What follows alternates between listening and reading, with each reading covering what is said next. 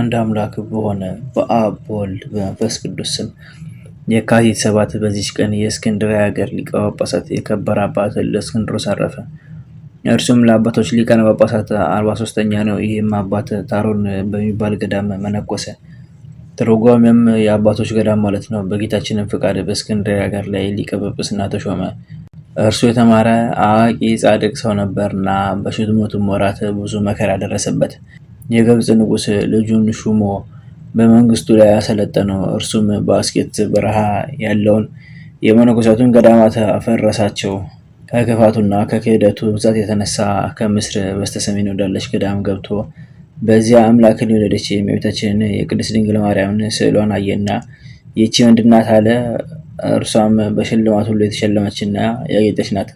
በልብሶቿም ላይ ያማረ የሐር ልብስ ነበር። ሰዎችም የክርስቶስ እናት የሆነች የእመቤታችን የድንግል ማርያም ስዕል ናት አሉት። እርሱም ተሳልቆ የረከሰ ምራቁን በፊቷ ላይ ተፍቶ ደህና ከሆንኩ ክርስቲያኖችን ፈጽሜ ያጠፋቸዋለሁ አለ። ዳግመኛም በክብር ባለቤት በጌታችን ክርስቶስ ላይ የስድብ ቃልን ተናገረ። ሌሊትም በሆነ ጊዜ የሚያስፈራና የሚያስደነግጥ ታላቅ ራእይን አየ። በነጋም ጊዜ ለአባቱ እንዲህ ብሎ ነገረው። ዛሬ በዚች ሌሊት ታላቅ መከራና ብዙ ቅጣት ደረሰብኝ። ታላቅ ዙፋንንም አየሁ። በላዩ የተቀመጠበት ሰው እጅግ የሚያስፈራ የሚያስደነግጥ ነው። ፊቱም ከፀሐይ ይበራል። የብዙ የሆኑ ሰራዊት የጦር መሳሪያ ይዘው በዙሪያው ቆሞ ነበረ። እኔና አንተም እስረኞች ሆነን በኋላው ቆመን ነበረ። እኔም በዙፋን ላይ የተቀመጠው ማን ነው ብዬ ጠየቅኩ። ትላንት አንተ የዘበትክበት የክርስቲያኖች ንጉሥ ክርስቶስ ይህ ነው አሉኝ። ከዚህም በኋላ የጦር መሳሪያ ከተሸከሙት አንዱ ወደ እኔ መጥቶ ጎኔን በጦር ወጋኝ። ጦሩንም በጎኔ ውስጥ አላወጣውም። አባቱም ሰምቶ ደነገጠ፣ እጅግም አዘነ። ያ ልጁም ወዲያውኑ ታመመ፣ አንደበቱም ተዘግቶ በክፉ አሟሟት ሞተ። ዳግመኛም ከ40 ቀን በኋላ አባቱ ሞተ። በእርሱም ፈንታ ሌላ ንጉሥ ተሾመ።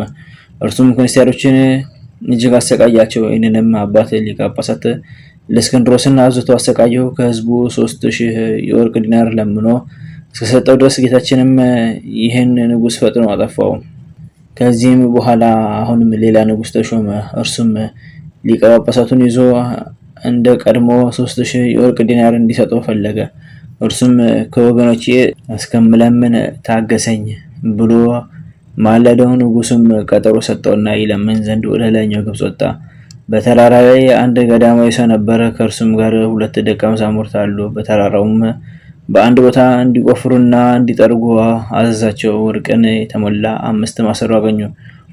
አንዱን ሸሽገው 4ቱን ወደ ገዳማዊ መምህራቸው አመጡ። እርሱም ይረዳበት ዘንድ እንዲሰጡት ወደ ሊቀ ጳጳሳቱ ላካቸው። እነርሱ ግን እነዚያን የወርቅ ማሰሮች ይዘው ተመልሰው ወደ ዓለም ገቡ። የምንኩስና ልብሳቸውንም ጥለው ሚስት አገቡ። በዚያም ወርቅ ወንዶችና ሴቶች ባሮች፣ እንስሳትን ገዙ። የዚያችም ሀገር አስተዳዳሪ ያዛቸው። ገንዘብንም ከወዴት እንዳገኙ በመግረፍ መረምራቸው። እነርሱም 5 የወርቅ ማሰሮችን እንዳገኙ አመኑ። መኮንኑም ለንጉሥ የጭፍራ አለቃ አሳልፎ ሰጣቸው። እርሱም ወደ ንጉሥ አቀረባቸውና 5 የወርቅ ማሰሮ እንዳገኙ አስረዳው።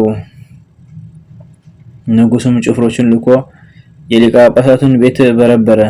የቤተ ክርስቲያናት ከንዋየ ቅድሳት ያገኘውን ሁሉ ወሰደ። ሊቀ ጳጳሳቱን አሰረውና ወርቅ የተሞሉ 4ቱን ማሰሮች ደግሞም 3000 የወርቅ ዲናር አምጣልኝ አለው።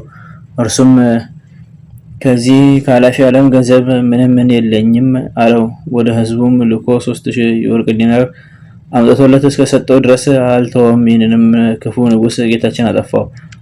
ከዚህም በኋላ ከእርሱ የከፋ ሌላ ንጉሥ ተሾመ።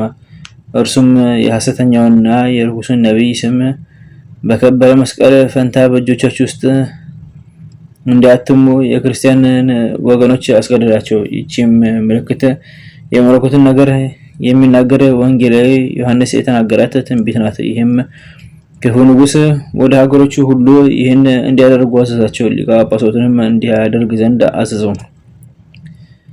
ሊቀ ጳጳሳትም ይተወው ዘንድ ብዙ ለመነው፣ አልተቀበለውም። ዳግመኛም እስከ 3 ቀን ይታገሰው ዘንድ ለመነው። ከዚህም በኋላ ደግሞ እንዳይጥለውና ወደዚህ ወደ ረከሰ ስራ እንዳያስገባው ወደ እግዚአብሔር ፈጽሞ ማለደ። ጌታችንም ልመናውን ተቀብሎ በጥቂት ደዌ ጎበኘው። ወደ ቤቱ እስክንድርያ ይሄድ ዘንድ እንዲያዝለት ንጉሱን ለመነው። ንጉሱም ከለከለው። ስለ እጅ ህትመትም ምክንያት ለመፍጠር ስለመሰለው የእግዚአብሔርም መልአክ ተገለጠለትና ነገ ተርፋለህ አለው። እርሱም አርድእቱን እግዚአብሔር ነገ ስለሚጎበኘኝ አርፋለሁና መርከብን አዘጋጁ አላቸው። እንዳለውም በማግስቱ አረፈ። ስጋውንም በመርከቡ ተሸክመው ወስደው ከአባቶች ሊቃነ ጳጳሳት ጋር ቀበሩት። በዚህም አባት ለእስክንድሮስ ዘመን በግብፅ ሀገር ለሚኖሩ መልካውያን ስሙ አነስጣሲዮስ የሚባል ሊቀ ጳጳሳት ነበራቸው። ያዕቆባውያን ምዕመናንን ይወዳቸዋል። ስለዚህም ወገኖቹ መልካውያን ተጣሉት። እርሱም ነፍሱን ያድን ዘንድ አስቦ ወደዚህ አባት ለእስክንድሮስ መጥቶ ከስልጣኑ በታች በመሆን የሚታዘዝ ሆነ። ለእስክንድሮስም አነስጣሲዮስን በእርሱ ፈንታ የሊቀ ጵጵስናውን ስልጣን ይዞ መንጋውን ይመራ ዘንድ፣ እርሱ ግን ከመነኮሳት እንደ አንዱ ሆኖ በገዳም ይኖር ዘንድ እንዲተወው ለመነው። አባ አነስጣሲዮስም አልወደደም። እንዲህም አለ፣ ይህን የምሻ ከሆነ እኔ እስከ ዛሬ ሊቀ ጳጳሳት አልነበርኩምን? ለአንተ ደቀ መዝሙር ሆኜ ላገለግልህ ወደድኩ እንጂ አለ። በመካከላቸውም ከተደረገው ከብዙ ልመና ከብዙ ምልልስም በኋላ ኤጲስቆጶስ ይሆን ዘንድ አነስጣሲዮስ ፈቀደ። በአንዲትም ሀገር ላይ ኤጲስቆጶስነት ሾመው። መንጋውንም እንደሚገባ በጎ አጠባበቅ ጠበቀ።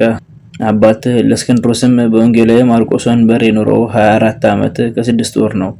እግዚአብሔርን አገለገለው። ለእግዚአብሔር ምስጋና ይሁን፣ እኛንም በዚህ አባት ጸሎት ይማረን፣ በረከቱም ከኛ ጋር ትኑር ለዘላለሙ አሜን።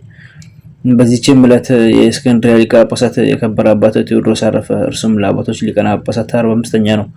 ይህም አባት መሪውጥ በሚባል ሀገር በአንድ ገዳም ውስጥ መነኮሰ። የዚያም ገዳም ስም ጣንቡራ ነው። ለአንድ ፍጹም ጻድቅ የሆነ ሽማግሌ ሰው ደቀ መዝሙር ሆነ። እርሱም ልጁ ቴዎድሮስ በእስክንድርያ ሀገር ላይ ሊቀ ጵጵስና እንደሚሾም በመንፈስ ቅዱስ አይቶ ይህንን ለመነኮሳቱ ነገራቸው። ይህም አባት ቴዎድሮስ በገድል የተጠመደ ሆነ። መልኩም የሚያምር ነው። በሰውነቱም ላይ ከውስጥ ማቅ በመልበስ በላዩ የብረት ልብስ መንቆር ይለብስ ነበር። በቅንነቱም በትሕትናውም ፍጹም ሆነ። በመንፈስ ቅዱስን ፍቃድ ተመርጦ በእስክንድርያ ሀገር ላይ ሊቀ ጵጵስና ተሾመ። የክርስቶስን መንጋዎች በበጎ አጠባበቅ ጠበቀ። ሁልጊዜ መጻሕፍትን በማንበብ ያስተምራቸው ነበር።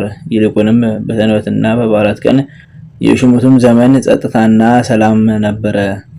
ቤተክርስቲያንም በሰላም ኖረች።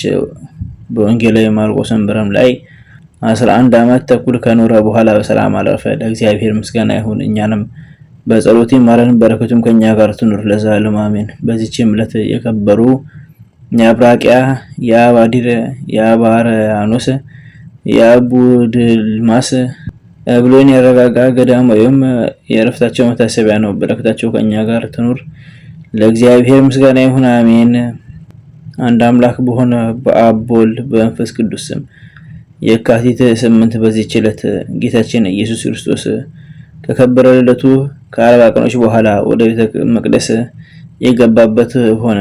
ዘአቅረብኩ ማሕሌተ ዘኪርየ አእላፈ እምነተ ጸምዱከ ዘልፈ እንደላ አነበብቶ ከግዘኔት የመጽሐፍን ተለሰከ እግዚኦ ጸሪቀ አምረቱ ጎፈ ኢላቡ ላንዘ ተርፈ ነቢያት ቅዱሳን ሐዋርያት ሰባክያን ሰማዕታት ጻድቃን ደናግል አዲ ወመነኮሳት ሄራን ባርኮ ባርኮ ጉባኤዛቲ መካን እስከረገ ዲቆን ጻለ ጻፈ ከርታስ ወለዛ ጻፈውን ዘደሱ ለሳሙ ወሰረቁን ሳዲስ ወለሰማ ቃሉ ዘነፈስ በጸሎተ እሙ ማርያም አረጊተ ኩሉ እንባስወረ ማረና ኢየሱስ ክርስቶስ ወቅዱሳኑ ተጠብቀን በረከታቸውን ከኛ ጋር ትኑር። ኦ አምላክነ በከመ ትገ ወአኮ በከመ መሳነ አቡነ ዘበሰማያት